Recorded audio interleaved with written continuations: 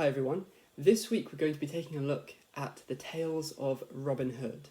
Specifically, is there any truth to the tale or the part of the tale that speaks about the merry men?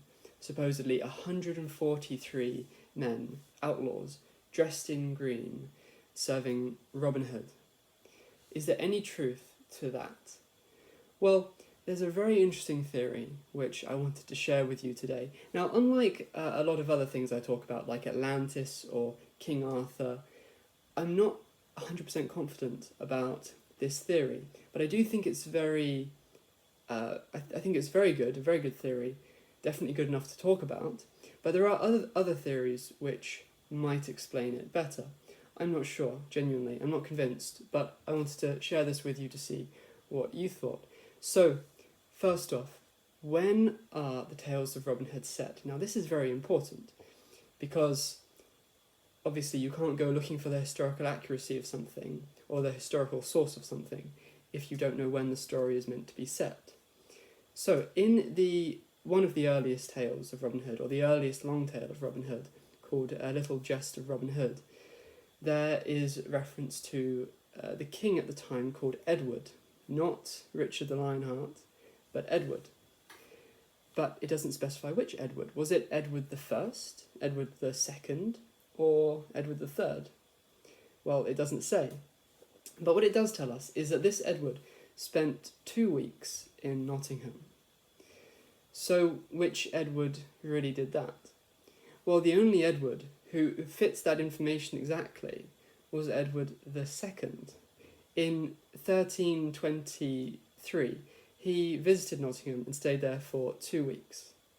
So he is the only Edward who fits that information exactly. So if that information is precisely correct, then the Edward in the story must be Edward the Second, and it must be set in 1323. That's very significant. So in the year before that, in 1322, there was a war called the Despencer War. And it was a war, well, it was a civil war between the king and some other very powerful members of the aristocracy.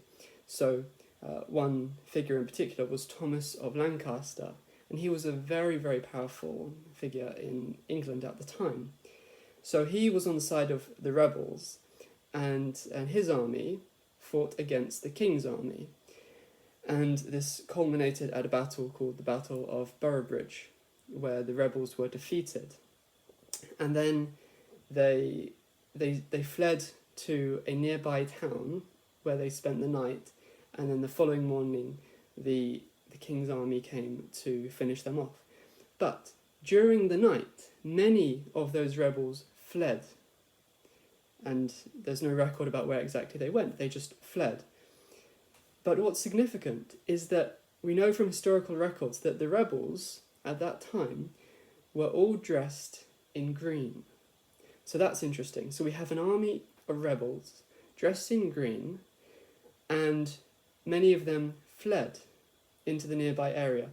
And this happened in Yorkshire. Now, the earliest tales of Robin Hood were not based in Nottinghamshire, though he does visit Nottingham sometimes, but they're based in Yorkshire, particularly around Barnsdale Forest. So that is the area where this event happened, this battle between the king and the forces of Thomas of Lancaster. So that's a very, very interesting scenario, which seems to explain the legend of Robin Hood. So after this event, obviously all the supporters of Thomas of Lancaster, all these rebels, were outlawed. So we have this situation where there are these fleeing rebels dressed in green, outlawed, in the area in which the earliest tales of Robin Hood were set, the year before The Little Jest of Robin Hood is set. So, in my opinion, that seems to be a very good explanation for the historical origin of the tales of Robin Hood.